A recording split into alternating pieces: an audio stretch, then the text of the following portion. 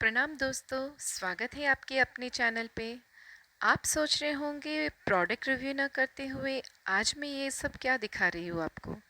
तो यही जानने के लिए आप वीडियो को अंत तक ज़रूर देखिएगा। वैसे तो आपने टाइटल पढ़कर जान ही लिया होगा कि हम कहाँ जा रहे हैं। फिर भी इस रोड ट्रिप पे निकलने से पहले क्या क्या प्रिपरेशंस हमने घर पे की है, आइए वह भी दिखा देती हूँ। जैसे कि आप देख सकते हैं कि पूरियाँ तली जा रही है और भी बहुत सारी चीज़ें मैंने बनाई हैं जो आप आगे वीडियो में देख ही लेंगे। इस कोरोना काल में कुछ भी बाहर खाना ज़्यादा सेफ नहीं होता है, इसलिए मैंने सोचा क्यों ना सब कुछ घर पर ही बनाकर अच्छे से पैक करके अपने साथ इस रोड ट्रिप पे लेके जाऊं। इन सब तैयारियों में समय और मेहनत तो बहुत लगती है, पर हाँ, अपने परिवार की सुरक्षा के लिए इतना तो करना बनता है।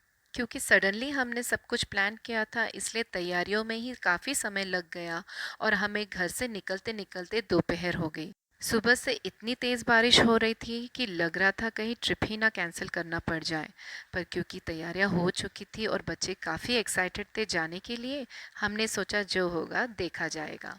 सफ़र बस अभी शुरू ही हुआ था कि इन सभी को लगने लगी ज़ोरों की भूख। दरअसल लेट भी बहुत हो चुका था और जहाँ पर हमें जाना था वह काफ़ी दूर था, तो मैंने सोचा क्यों ना गाड़ी में ही डब्बा खोल के इन सभी को कुछ खिला दिया जाए। कितने लोगों को सफ़र का खाना ज़्यादा स्वादिष्ट लगता है ये कमेंट करके ज़रूर बताना, क्योंकि मेरे हस्बैंड को तो बिल्कुल ठंडा खाना नहीं चलता और आज उन्होंने खा के कहा कि बहुत स्वाद बना है। तो मेरे तो सफ़र की बहुत ही मस्त शुरुआत हो गई थी। बारिश की वजह से मौसम बहुत सुहाना हो चुका था और ऐसे बारिश के मौसम में भुट्टे खाने का मज़ा ही कुछ और है। वैसे तो कोरोना काल में कुछ भी बाहर का खाना रिस्की होता है, पर क्योंकि अम्मा हमारे सामने ही भुट्टे सेक रही थी और गर्मा गर्म ही हमें दे रही थी, तो हमें ज़्यादा अनसेफ नहीं लगा। एक पल के लिए ख्याल आया कि ये बुजुर्ग अम्मा अपनी रोजी रोटी कैसे चलाती होंगी, जब हम जैसे लोग ही हिचकिचाते हैं इनसे कुछ भी खरीदने से। प्रार्थना करती हूँ कि ये कोरोना काल की समाप्ति जल्दी से जल्दी हो जाए और हम सब पहले के जैसे नॉर्मल लाइफ जी सकें। तो आइए अब मैं बताती हूँ कि हम कहाँ जा रहे हैं।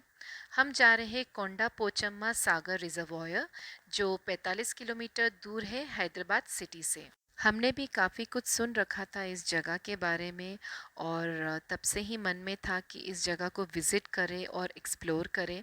तो आज जब मौका आया था लॉन्ग ड्राइव पे जाने का, तो सोचा क्यों ना इसी डेस्टिनेशन को माइंड में रखते हुए रोड ट्रिप प्लान की जाए।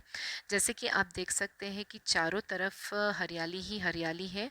वैसे तो इस एरिया में एंटर होते से ही काफ़ी खेत और खलियान हमें देखने को मिले, पर जब मेरी नज़र रुई के खेतों पर पड़ी तो मन हुआ कि गाड़ी को रुकवा दिया जाए और दो पल के लिए ही सही इसे निहारा जाए। बच्चे भी काफ़ी कुछ नया देख रहे थे और सीख रहे थे और उन्हें काफ़ी मज़ा आ रहा था। जैसे कि आप देख सकते हैं कि गाड़ी की राइट हैंड साइड पे रिजर्वॉयर का कंस्ट्रक्टिव स्ट्रक्चर आपको देखने को मिल जाएगा और लेफ्ट हैंड साइड पे खेत और खलियान।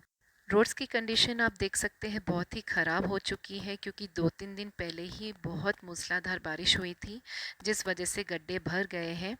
क्योंकि रविवार का दिन था, काफ़ी भीड़ भड़ाका आपको देखने को मिल जाएगा, काफ़ी वाहनों का आवागमन बढ़ गया था जिससे कि ट्रैफिक जैम हो चुका था।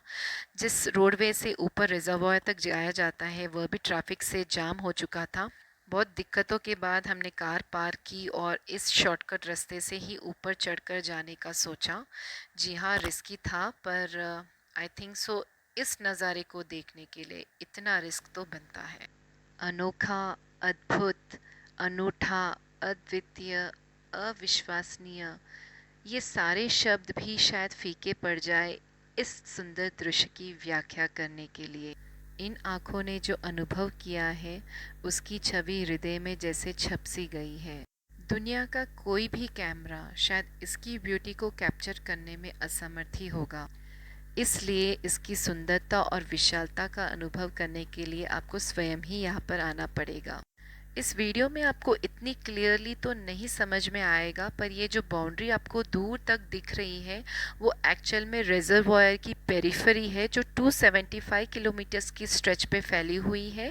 रिजर्वॉयर तक पहुंचने के लिए आपको रोड्स के थ्रू कनेक्टिविटी दी गई है ताकि पब्लिक अपने व्हीकल्स के साथ यहाँ पर आ सके, क्योंकि बहुत ही हाइट पर यह कंस्ट्रक्टेड स्ट्रक्चर होता है, इसलिए पॉसिबल नहीं होता है पैदल यहाँ तक आना। जनरली शायद पानी के पास जाना पब्लिक के लिए अलाउड नहीं था, क्योंकि कोई पाथवे या एंट्री वे नहीं बनाई हुई थी पब्लिक के लिए, क्योंकि काफ़ी लोग रिस्क लेकर पत्थरों पे पाँव रखकर नीचे उतर रहे थे और बच्चों ने भी जिद शुरू कर दी कि उन्हें भी नीचे जाकर एक्सपीरियंस करना है कैसा लगता है।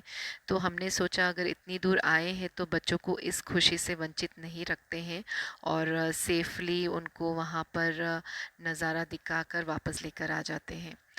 जैसे कि आपको यहाँ दिख ही गया होगा कि मैंने पहन रखी है साड़ी और पैरों में डाल रखी है चप्पलें। मुझे क्या पता था कि ये रोड ट्रिप नहीं, एक एडवेंचरस ट्रिप होने वाली है। अगली बार आप जब ऐसे कई ट्रिप पे जाएं तो अपनी तैयारियां करके आए। जी हाँ, आपको दिक्कत ना हो इसके लिए मैं पहले ही आपको आगाह कर रही हूँ।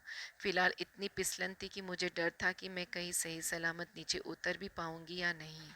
काफ़ी लेट हो चुका था और बच्चों को भी भूख लगने लग गई थी, तो हमने सोचा एक अच्छी सी जगह देखकर खाना खाया जाए।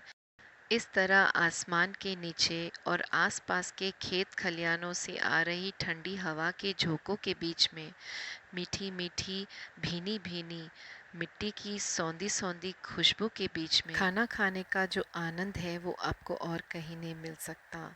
खाना खत्म करके हमने अच्छे से सब कुछ समेट लिया और घर की ओर प्रस्थान किया। रास्ते में हमने एक मोर मोरनी के जोड़े को भी देखा। गाड़ी की आवाज़ सुनकर वह घबरा गए थे और काफ़ी दूर निकल गए थे, जिस वजह से मैं उन्हें अच्छी तरह से कैप्चर नहीं कर पाई। अगर मैं और कुछ शूट करती तो वीडियो काफ़ी लंबा हो जाता, इसलिए मैं यहाँ तक ही इस वीडियो को रखती हूँ। आशा करती हूँ कि आप सभी को ये वीडियो बहुत पसंद आया होगा।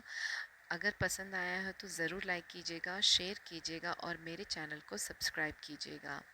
आप कमेंट करके ज़रूर बताना कि इस पूरे ट्रिप में आपको क्या अच्छा लगा। वीडियो को यहाँ तक देखने के लिए बहुत बहुत धन्यवाद। मिलती हूँ आप सभी से अगले वीडियो में।